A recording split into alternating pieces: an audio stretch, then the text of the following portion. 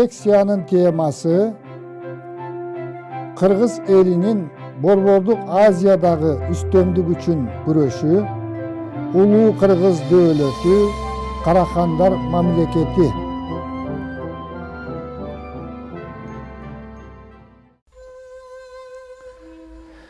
Жетинчи кылымдын аягы, 8-ci кылымдын башында Енисейдеги кыргыз мамлекети саясий жактан дагы, социалдык, экономикалык жактан дагы бир кыйла көтөрүлгөн.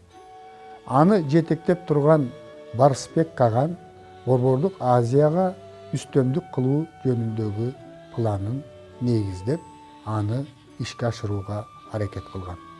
Ошол эле мезгилде кытайлыктардын эзүүсүнөн 679 жылы кутулган чыгыш түрктөрү экинчи түрк кагандыгын түзүп, алар дагы Борбордук Азияга үстөмдүк кылууга аракет кылган.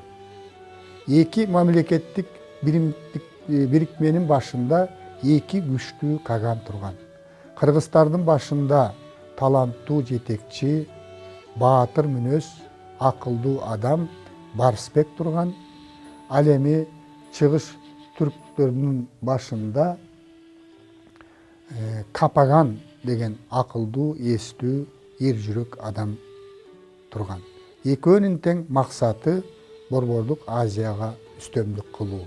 Ошентип эки түрк тилинде сүйлөгөн эки уруу бирикмелеринин эки элдин ортосунда тирешүү башталат. Оңойлук менен чыгыш түрк кагандыгын жеңүүгө мүмкүн эместигин түшүнгөн Барсбек башка мамлекеттер менен, Кытай менен, Тибет менен, Жети суудагы түргөчтөр менен мамиле түзүүгө аракет кылган. Түрктөрдүн таланттуу кол башчысы Тон Юкук өзүнүн эскерүүсүндө Кытайлар биздин душманыбыз, түргөчтөр биздин душманыбыз, бирок эң күчтүү душманыбыз бул кыргыз каганы Барсбек деп айткан. Барсбек ушундай дипломатиялык мамилелерин өркүндөтүп, өзүнүн союздаштары менен чыгыш түрк кагандыгын, экинчи түрк кагандыгын талкалоого аракет кылып жаткан мезгилде, чыгыш түрк каганы дагы озунуп, бул союздаштарды жалгыстап талкалоону чечкен. Ошондуктан душмандардын эң күчтүүсү болгон Барсбектин кагандыгын талкалоого аракет кылган. Бул аракет 710 жылдын аягы, 711 жылдын башы болгон. Кыштын күнү ошол адегенде кыргыздарга өнөктөш болуп турган Чик, Аз деген урууларды басып алып, Туваны басып алып, ошол жерди плацдарм катарында пайдаланып, Саян тоосу аркылуу Минусинский ойдуңуна өтүп, ал жердеги кыргыздарды капысынан басып талкалоону көздөгөн. Кыштын күнү аскерлери менен Саян тоосун, ал жердеги Көкмен деген ашууну ашып өтүш бул өзүнчө эрлик болгон. Ошондогу жүрүштөр жөнүндөгү маалыматтар таш эпитафиялык таш жазмаларда сакталып калган. Ошол Көкмен ашуусун ашып, чыгыш түрктөрү түн ичинде бейкапар жаткан кыргыздарга кол салган. Мына ошентип түнкү салгылашууда кыргыздар кыргынга учураган. Эртеси күнү аскерлеринин калганын чогултуп, Сунга токойунун боюнда Барсбек чыгыш түрк аскерлерин каршы кабыл алган. Маалыматтар боюнча чыгыш түрктөр менен Барсбектин аскерлери Сунга токойунун боюнда бир жумача салгылашкан. Уламыш боюнча эки жактан атылган жаанын жебесинен күндүзү күндүн көзү көрүнбөй калган деп айтылат. Муну ушундай кан күйгөн согушта эки тараптан тең чоң жоготуулар болгон. Барысбек жекеме-жеке эрөөлгө чыгып, ошол кармашууда Барысбек дагы курман болгон.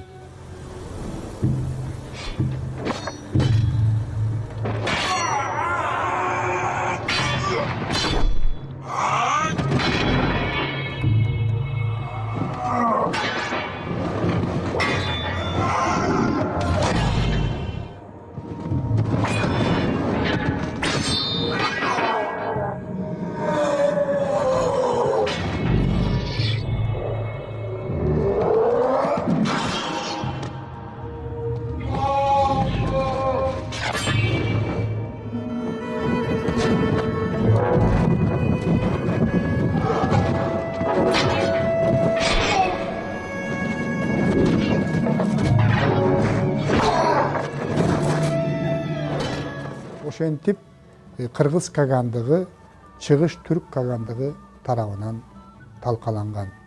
Бир топ жылга чейин кыргыздар Борбордук Азиядагы саясий окуяларга катышпай калган. Кыргыздардын талкалангандан кийин Борбордук Азияда биз жогоруда кеп кылгандай, Борбордук Азияда негизинен үстөмдүк кылган бул уйгур кагандыгы болгон. Уйгур кагандыгынын экономикалык жактан, саясий жактан өнүгүүсү күчөгөн. Бул мамлекет 100 жылга жакын бир кылымдай жашаган. 820 жылдары кыргыздар өзүнүн күчүн калыбына келтирип, кайрадан Борбордук Азиядагы үстөмдүк үчүн күрөшө баштайт. Кыргыздардын күчү топтолуп, ошол 820 жылдары 100 000 аскер топтогонго күчү жеткен. Акырындык менен бардык жагынан даярдыктарды көрүп, 840 жылы Кыргыздын каганы, тилекке каршы бул кагандын аты тарыхта сакталган эмес, уйгур кагандыгына ультиматум койгон. Ал ультиматумда сенин күнүң бүттү, жакында мен сенин ордоңду алам, ошол жерге туумду сайып аргымагымды байлаймын. Эгерде күчүң жетсе, коркпосоң мени менен ачык салгылашууга чыккының, эгерде корко турган болсоң, менин жолумду тоспой жоголгунум деген талапты койгон. Уйгурдун кагандыгы Ордо балык шаарында болгон, Монголиянын түндүгүндө. Ошол чеп, 3 катар чеп менен курчалган, Улуу Кытай дубалынын калыңдыгындай болгон. Анан Кыргыз каганынын ультиматумуна анчалык деле баа берген эмес. 840 жылы ушул аба ырайы дагы өтө татаал болуп, уйгур кагандыгында мал кырылып, экономикалык жактан начарлоо болот. Ошол мезгилде кыргыз каганы чабуулга өтүп, уйгурлардын армиясын талкалап, анын ордосун буздурган. Каган уйгур кагандыгы колго түшүп өлтүрүлгөн. Ошентип 100 жыл бою Борбордук Азияда үстөмдүк кылган уйгур кагандыгы жоюлуп, анын ордуна Бартольдтун айтуусу боюнча Улуу Кыргыз дөөлөтү, болбосо Улуу Кыргыз империясы түзүлгөн. 9-кылымдын ортосу бул кыргыздардын, тактап айтканда Энисейлик кыргыздардын жылдызы жанган мезгил. Ошентип кыргыздар Борбордук Азияны бийлеген чоң мамлекет түзгөн. Бул мамлекеттин кадыр баркы жөнүндө Кытай хроникаларында көп сакталып калган. Мына эгемендүүлүктүн шартын деле Кытай императорунун 1943 жылдан 46-47 жылдарга чейин кыргыз каганына жазган каттарынын 15-и кыргыз тилине которулду. Ошондо күчтүү Кытай императору кыргыз кагандыгын, анын күчүн өтө жогору баалап жазгандыгын, алардан качып келип Түркстанга жайгашкан уйгурлардын калдыгын биротоло талкалоо жөнүндө өтүнүчтөр менен кайрылгандыгы айтылат. Чындыгында эле 843 жылы кыргыз уйгурлардын чоң бөлүгү Чыгыш Түркстанга качкан, Пан Тегин деген кол башчынын жетекчилиги менен, алардын артынан кубалаган кыргыздар ушул Теңир тоого келип, бул жердеги мекендештери менен жолугуп, алар дагы кыргыздарга жардам берип, ушул чыгыш Түркістандагы качып келген уйгурлар менен бир топ салгылашуулар болгон. Бирок кыргыз аскерлери теги түрк элинен болгон тектеш уйгурларды тукум кылып коюуга барган эмес. Аларды уйгурларды жок кылууну Кытай императору канчалык суранса дагы бул ишке кыргыздар барган эмес. Кыргыз улуу дөөлөтү Борбордук Азияда 80 жылча үстөмдүк кылып жакшы өнүккөн. Акырындык менен эч кандай кол салуулар болбосо дагы бул мамлекет акырындык менен саясий жактан төмөндөп, анткени кыргыздар өзүнүн мекенинен алыс жерлерге бийлик жүргүзүүдөн айрымдары баш тартышып, өзүнүн мекенине кайтып келишип, баягы кыргыздар ээлеген чоң мейкиндик акырындык менен бөлүнүп өзүнчө ээликтерге бөлүнүп жүрүп отурган. Бирок кыргыздардын бул мамлекети моңгол дооруна чейин сакталган. Бул кыргыз тарыхындагы эң чоң окуялардын бири катарында көңүл буруп окууну талап кылат.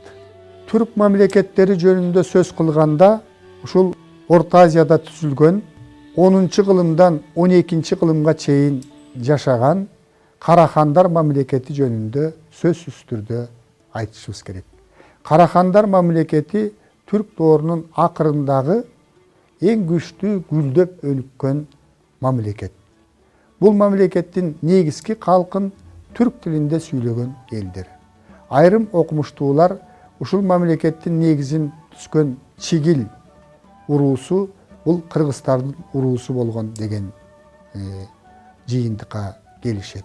Бул мамлекеттин негиздөөчүсү Сатук Абдал Карим Карахан өзү түбү карлуктарга барып такалган.